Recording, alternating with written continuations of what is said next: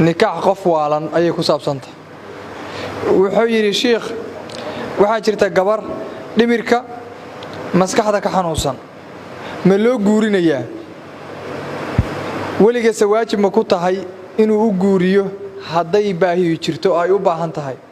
maxaa baahideeda lagu garanayo culimadu way ka hadlayaan gabadhu hadii ay majnuuno tahay oo ay waalan tahay waxa loo kala qaadayaa junuunkaas inuu yahay junuun mudbiq ah macnaa mustamir oo daa'ima inuu yahay iyo inuu junuun marna ay ka fiicnaato marna maartay haya oo ku dhacay inuu yahay baa loo kala qaadaya hadii gabadha junuunkeedu uu go'go oo marna caadi bay noqotaa waa qof iyow marna waa lagu dhaxdhacaya lama guurin karo ilaa marka ay faaqooto maaha marka ay faaqooto oo miirsato marka un baa la guurin karaa idankeedana lagu guurinaya haday tayibata waxa soo artay majnuunada kaleeto oo junuunkeedu uu daa'imka iska yahay hada jeer iska waalan gabadhaas haddii ay baaliqa tahay oo qaangaar ay tahay guurna ay u baahan tahay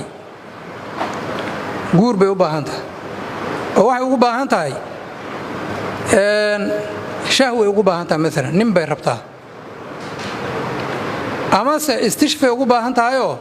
caafimaad ahaan bay ugu baahan tahay oo laba dhakhtar oo caadilina waxay dhaheen gabadhan haddii loo guuriyo waxaa la rajaynayaa inay buskooto labada arrimood haddii la helo maxaa lagu ogaanayaa hadday tahayna de iyadoo raggii ku dul wareegaysaa la arkay oo raggii maaragtay xoogaa inay rabta waa la dareemi karaa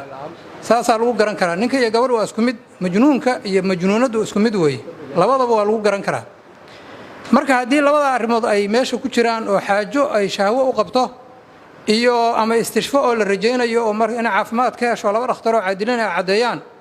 weligeedii mujbirka ahaa waa awowga iyo aabbaha weeye labadaas hadba kii jooga inuu guuriyayo waajib